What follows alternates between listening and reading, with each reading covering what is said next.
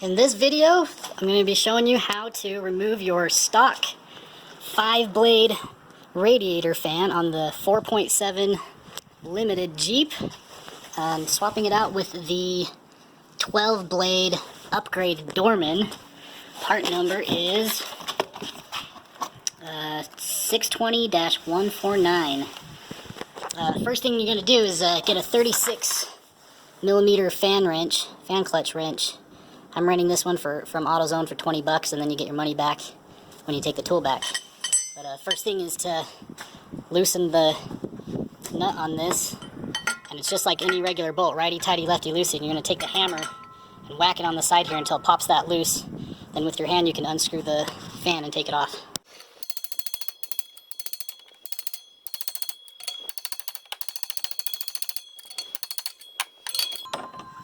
Yeah, that's popped loose. So, see, it spins with your hand.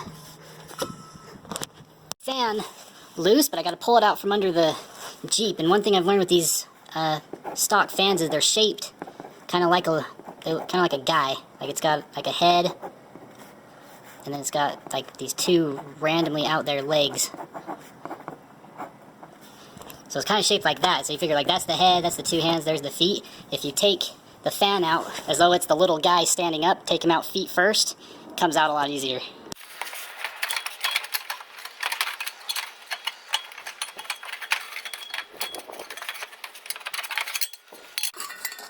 there's looks like a little guy, feet first. So here's the two fans next to each other. I'm going to set this one on directly on and see if it looks like it should fit, or it's going to be a close call. Looks like it might actually just be a little smaller than the stock one, which is good because that gives you clearance. But anyways, we're going to take these 4 bolts out and switch this other one over. Okay, so in transferring the fan to your fan clutch, you want to make sure that you have the blade oriented the correct way so you're sucking air in, or pulling air in rather than pushing it. And on the engine, the blades spin counterclockwise this way. So you want to make sure you put it on the clutch going like that. So other than, this is actually a fan to a Ford, and everything's a direct swap other than the holes do line up just right, but the bolts are just barely too big to go through that hole. So you need to drill these out, and the drill bit that just happens to be the perfect size, that's just the same exact diameter as the threads on this thing, is 21/64, which shouldn't even be a measurement, but oh, I can't do it with one hand.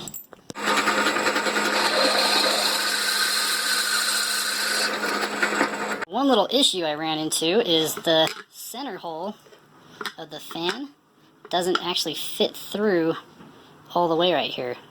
I have a different fan clutch brand, which is a Hayden, which is different than the one that the person on the forum used, and they said this fan fit perfectly on whatever brand they used. So I used my 4.5-inch angle grinder and lightly ground those corners like this. Did that to all 8 of these points. And now it fits in there nice and flat. So now I'll put the bolts in, and the internet says torque these to 18 foot-pounds. Underneath the Jeep, I wanted to show you guys how I got this in here. Laying underneath here, I had to scoot the transmission cooler line out of the way, and I had to use the screwdriver to kind of pry this down against the fan shroud so it would flex and actually pop in there. And now I'm able to get it up in there. So that's how you get that up in the fan area. So I got it started on the water pump. And as you spin this on, listen for any noises to make sure it's not hitting a wire or it's not hitting the shroud or anything else.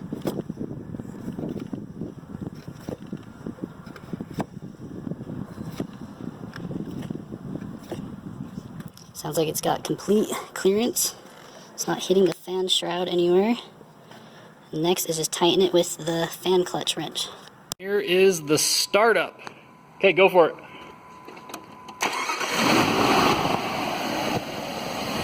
Definitely has more of a high-pitched sound. Woo. Holy crap.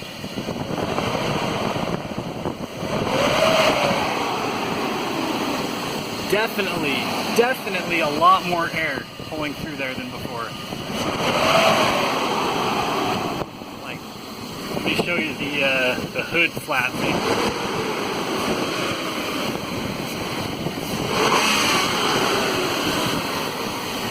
Blew my box down. But yeah, seems to work just fine. So I'm in some slow moving traffic testing out this fan. We've got the AC on full blast. And you can see the engine is running nice and cool. That needle used to touch the 210 mark right on the side. But now like the needle's just a hair below. That is definitely working and definitely worth it, I think.